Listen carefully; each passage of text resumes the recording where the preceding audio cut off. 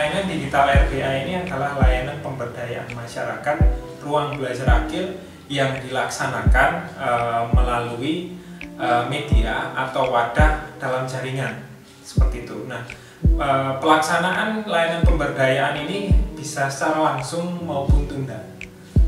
Tujuan dari layanan digital di ruang belajar akil ini adalah memberikan pengalaman berpengetahuan bagi masyarakat yang lebih luas tentunya untuk mendukung mereka dalam memenuhi kebutuhan dan juga menyelesaikan permasalahan yang dihadapi.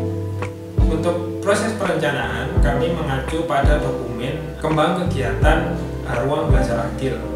Selanjutnya kegiatan-kegiatan tersebut didiskusikan pada rapat yang dilaksanakan setiap pekan. Di situ ditetapkan apa saja kegiatan yang dilaksanakan selama 1 bulan ke depan, terus kemudian siapa penanggung jawabnya, dan setelah penanggung jawabnya ditetapkan, nah itu penanggung jawab memberikan atau memproduksi dokumen panduan, terus kemudian program description sebagai produk dari perencanaan tersebut.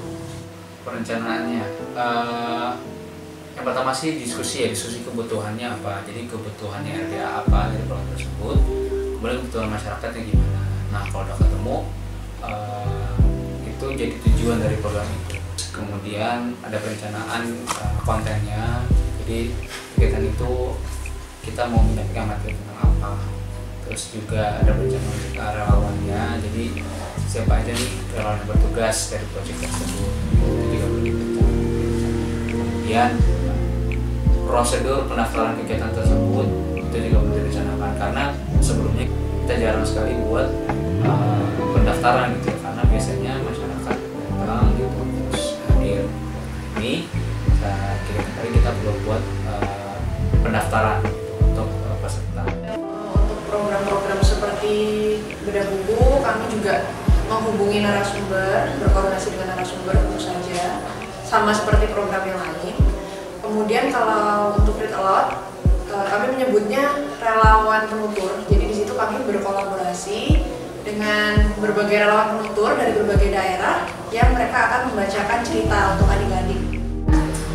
Sebenarnya nggak jauh beda ya sama layanan seperti biasanya, karena yang pasti bikin gambaran umum kegiatan, terus store-nya, alokasi waktu, kemudian alokasi relawan dan sebagainya, dan tentunya juga minta tinjauan ya ke orang yang memang berwenang, misalkan kayak untuk alokasi relawan ke manajer kerelawanan, kemudian juga untuk gambaran kegiatan atau tour itu nanti biasanya ke manajer program atau mungkin penasihat dan sebagainya.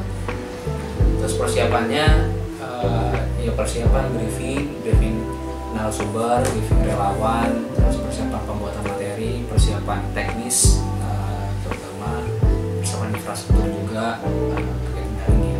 Kalau dulu persiapannya itu adalah ruangan fisik gitu ya, kita nyiapin makanan, nyiapin penempatan ruangannya. Nah, sekarang kita nyiapin ruangan daringnya, nyiapin ruangan zoomnya, nyiapin teknis infrastrukturnya. Kita menyesuaikan kayak tadi misalkan nih festival memasak. Kalau biasanya kita ngadain di ruang belajar akil, kita undang narasumbernya, terus yang pasti bikin poster ya untuk mendatangkan peserta dan sebagainya. Terus persiapan alat masak, bahan-bahan dan sebagainya biasanya kita siapkan di sini. Nah, sedangkan kalau misalkan layanan digital, biasanya kita memastikan dulu apakah si narasumber ini lebih nyaman di rumahnya atau di tempat tertentu seperti itu. Kayak waktu itu beliau lebih nyaman di rumahnya, terus udah akan disetting dan sebagainya. Akan seperti apa itu biasanya kita survei dulu, melakukan survei, dari situ tahu nanti letak-letaknya akan di mana, kameranya di mana, terus nanti menghadap kemana, terus suaranya akan keluar dari mana untuk si narasumbernya dan sebagainya.